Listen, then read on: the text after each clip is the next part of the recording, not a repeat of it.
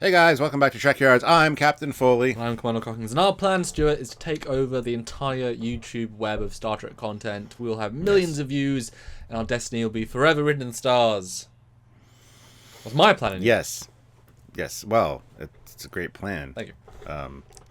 So how are we going to go about doing that? Are we going to go to the future, the past? I think the past would be a better answer for that. We could build our subscriber base sooner. Well, imagine if we started with this level of Trekyards then. Damn. Time travel. Damn. Yeah, so... Got away meta, didn't it? Yeah. We're not actually going to talk about that specifically today, but we are going to talk about a plan. The plan, if you will, of Michael Burnham and the Discovery crew, and trying to keep the data download away from AI or control. And it's a doozy of a plan, I gotta say. It's a really quick, rapid fire, we can do something that seems impossible, but we're going to do it in 6 hours kind of plan. With technology that none of us knew existed until 2 months ago, that only worked once, it was never to be replicated. That yeah, it's a plan that goes from 0 to pretty much ready, a little bit easily. Doesn't feel too easy in the show, but I think when you break it down, it kind of comes together pretty quick. The plan, well, they have a time crystal, as you guys know, but the plan is to build a new Red Angel suit, because they have the schematics or the details or some of the information from Arium's downloads and stuff, right? So, well, no, Section 31 just gave them the plans. I mean, they have the entire schematics. I mean, yeah. And that's one of the reasons that the suit has to be made for Michael instead of Pike, even though Pike asked it may be built to his specifications. Can't do that because of the bioneural signature. I think they're just going to quickly download the information that they had as far as flight suit software. I don't know, into the suit. But of course, it's made from a very specific titanium alloy. That's okay. We'll just melt that on a cargo container. They're made of titanium. Okay, sweet. Yeah, it was made out of a special composite, and then do a normal thing. Pour it into a mold and make a new suit in 6 hours. Sweet. That's the plan, but that's not the old plan. That's just the making the suit plan.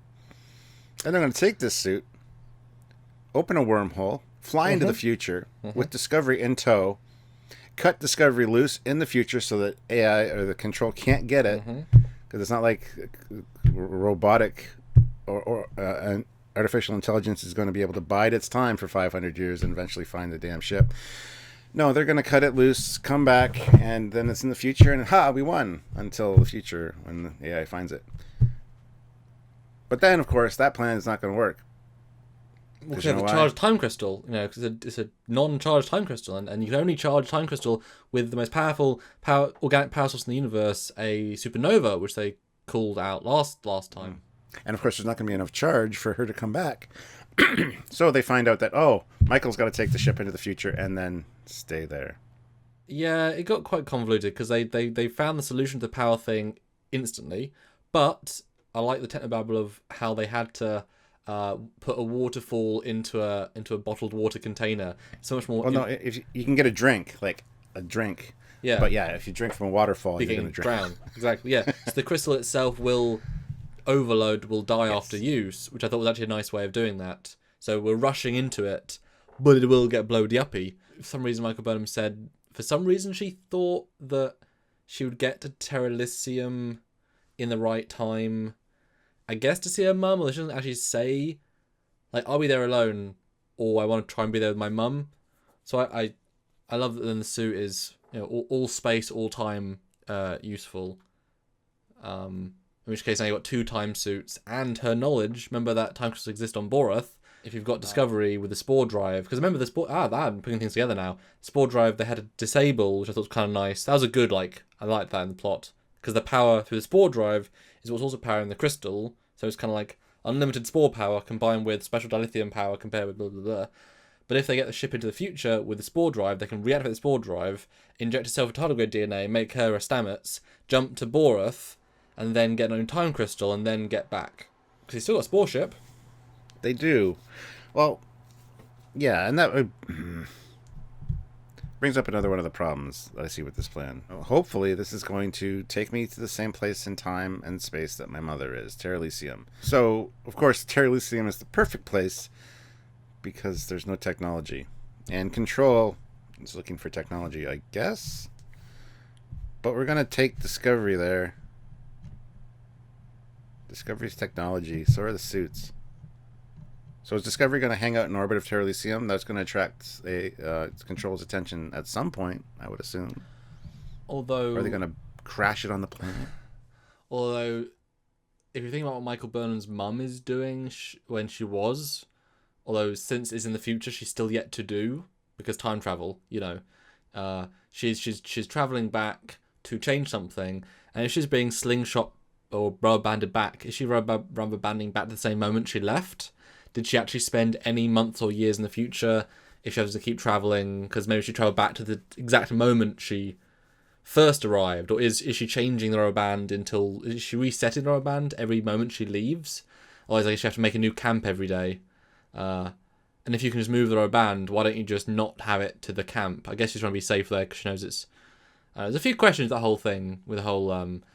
link to the wormhole future thing. And also, this plan is just a recycle of send the suit to the future. It's just the same plan again, but this time with Discovery. Although Discovery obviously has the spore drive, it has a warp drive, it has, you know, sensors that can scan the entire quadrant, it appears, because reasons. And again, if you're jumping to where your mum is, then you've got quite a lot of ability to try and, you know, she's a smart lass, she developed the time travel suit with a time crystal she didn't actually know existed properly. Although, wasn't it funny how the lady, the queen, I've heard of time crystals. Yes, I've read about them. Yes. So it's not as much of a secret as you thought, Stuart. A planet that is reading about it. Like they did say last episode that yes, most Klingons consider them a myth. So you can still read about myths, right? I don't know. Just trying to put that out there. But she seemed to have sciencey knowledge of it to be able to charge it. I know. Well, it opens up an interesting question that I never thought about, because you're right, it does recycle the whole download all the information into the Red Angel suit, send the Angel suit to the future. It raises the question, did the Red Angel suit get the complete upload or complete download of the information? Because Section 31 was siphoning the information off the suit and only got 54% of it. But does that mean the suit has the full download and it got sucked back to the future with her mom? So now there's the Discovery and the suit that have the same information of the sphere data? You know, it is a slight inconsistency with how they've written the sphere data, because Sarah does say at one point it can't be copied or transferred or deleted, despite it being both transferred and I guess copied. Because if Leland got 54%, it copied. And now they've got half of a sentient AI computer amazing data. And if it can't copy, it can just transfer, then has Discovery got half of it less? Because if the plan was to transfer all the data to the suit, and it's copying, not transferring, then Discovery's have the data. If it's transferring and not copying, they'd have lost half the data. So nobody has all the data. Yeah. Yeah, I don't know how that would work. That's interesting, because when I move information from my D drive to my C drive, it copies it all over, but it keeps it on the D drive. It doesn't transfer it. But if I transfer it to a different folder on the same drive, it just moves it. So it raises an interesting question. Because otherwise the whole plan was flawed from the start. Yes. Oh my God. It is one thing that someone one of the other reviewers said. They don't think Discovery's writers know how computers work. It's the same thing with the AI in the Section 31 ship last episode. Why would it all transfer itself into this one subsystem? Why wouldn't it just copy itself? That's not how data work. Like, what? So, yeah. And if it's sentient as well, why it's choosing to let itself? But you would think if this thing's a sentient computer program thing that's saving itself, did it think that being sent to Leland's ship was safe? Because they had to agree to that, otherwise you couldn't transfer it. I'm not sure they thought it fully through, Stuart. Gonna be honest with you. Because the more you talk about it, the more you try to understand the plan and break it down, the more it just falls apart, really. And which is why sending Discovery herself is a better plan. But that other plan didn't make sense. So sending it to the future Fine, great. Which is why I think I said to you as well at that time, they should have sent like a computer core to the future. Like, we're not transferring, not sending. We're literally removing that data storage site. You know how in TNG you can take Moriarty out of the computer. He now exists in this data crystal. You know, you don't even need to transfer it. You just remove that part of the data core because they do whatever the hell they want. Okay, here is the data in this new sphere, because yay, new sphere.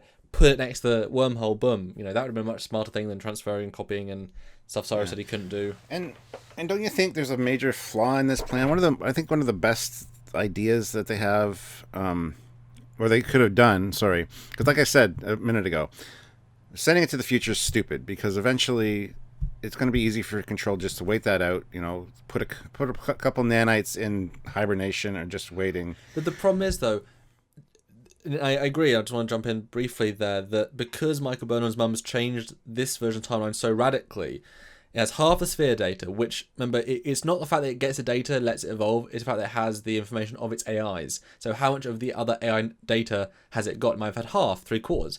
Will it become sentient in the next 2 years, 5 years? Is it powerful enough to nuke everyone right now? It can disable the entire Federation's systems. The Federation doesn't know Section 31's gone rogue bad. I'm sure those 32 ships can destroy most ships. I mean, is it going to try and attack the Federation now? What point in the future that she thinks exists, where it destroys all sentient life in the 2750s, no longer exists because it's already been jumped so heavily. And so you're saying send it over to the future, Control find it. Well, we have no idea what the future of Control is. Will it kill life in TNG time in this timeline? Will it just not do it? Will it stay in hibernation and then skip its future? Because if it thinks it can't get the information, will it not draw life in the 2750s, wait until Discovery, but then you've got a whole new timeline, think of all the races that are living without this AI war, and then it kills everyone before sentient, and how long until it's sentient as they get these massive nuke weapon probe ships? Do you know what I mean? Like, now we've changed that future, so who the hell is it even safe now to put in the future? What if Control kills all sentient life in the 2400s? And then kills everyone in the universe, like in our entire galaxy by the 2750s. Now you're sending it into a galaxy completely controlled by Control. Gets the sphere data. It says, "Nah, I was done with that 100 years ago," and evolves even more. But I mean, well, yeah. The point I was going to make, though, I mean, sending it to the future is just a stupid idea. The past makes a little more sense, but I think Control could possibly figure that out as well and eventually get the data as well through time travel through the past. What makes the most sense to me is you got a goddamn spore drive, send the ship via the mycelial network to another galaxy,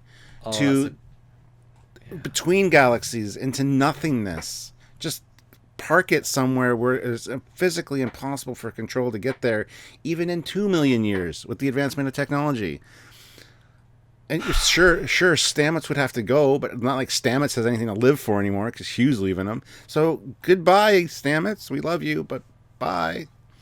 I don't know. Just with the spore drive technology, it doesn't make sense to send the ship into the future. Just spore drive it somewhere where Control cannot possibly get it.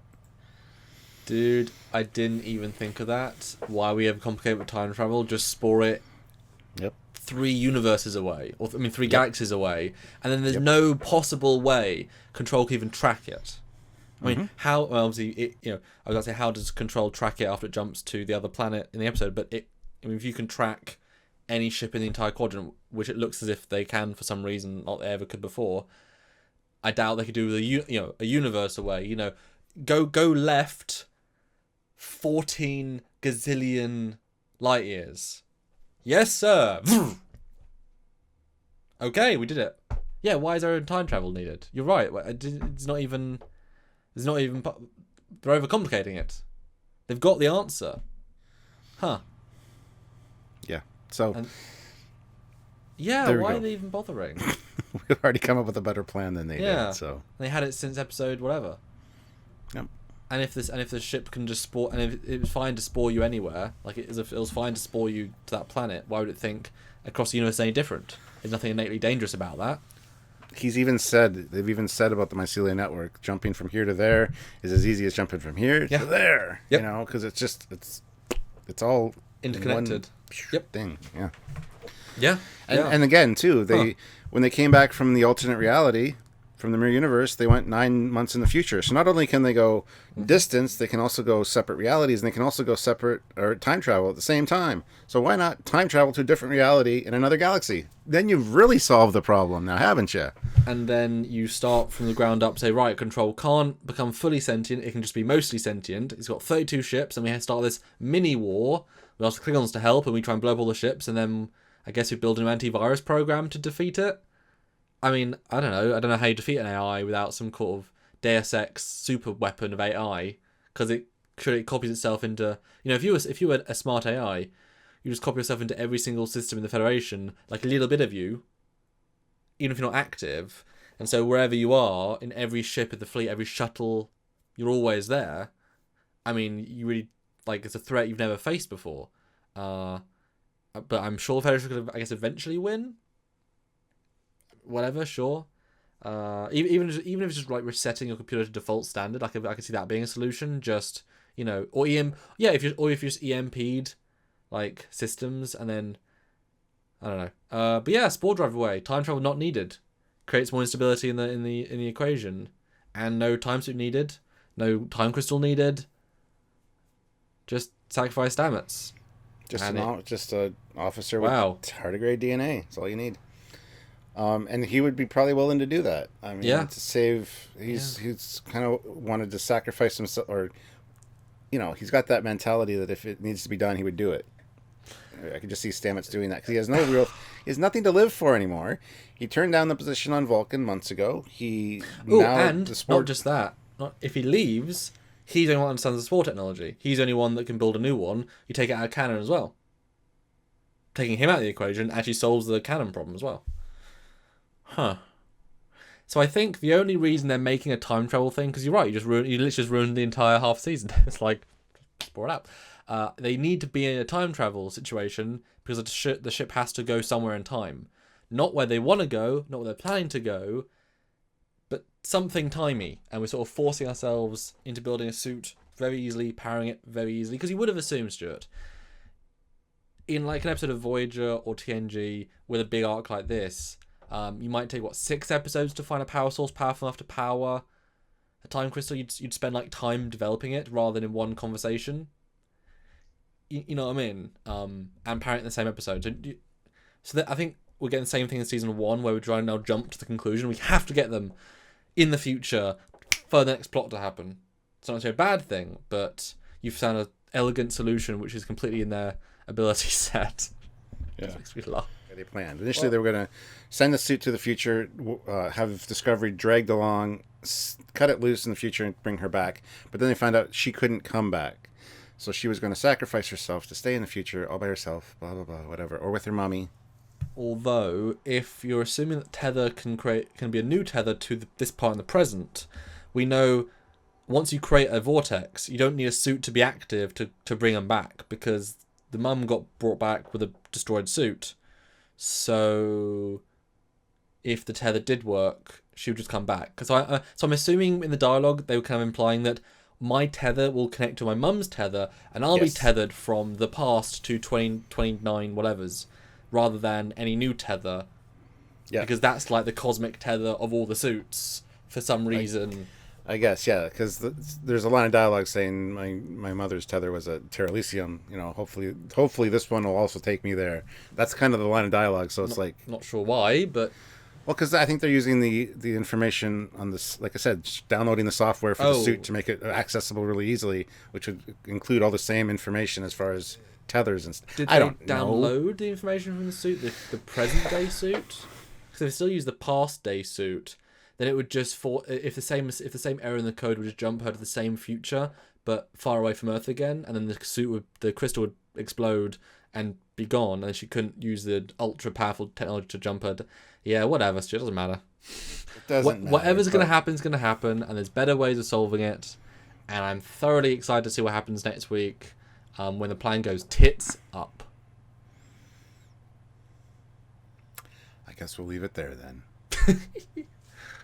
So until next time, guys, please support us on Patreon if you'd like, to a monthly donation to help this channel, this show, other shows, and just us as people, because we rely on it as our sort of day job sort of thing to make you cool content and do more content on Discovery. The new Picard show, the new Lower Deck show, all the different shows. Very excited about that. All at one-time donation at Trekyards.com, or buy an Eagle Moss ship. You know, we all love Eagle Moss and what they deliver in terms of quality ships and stations. Yes, they've got Starbase One now, and you can buy lots of their cool stuff using the code Trekyards and get some money off.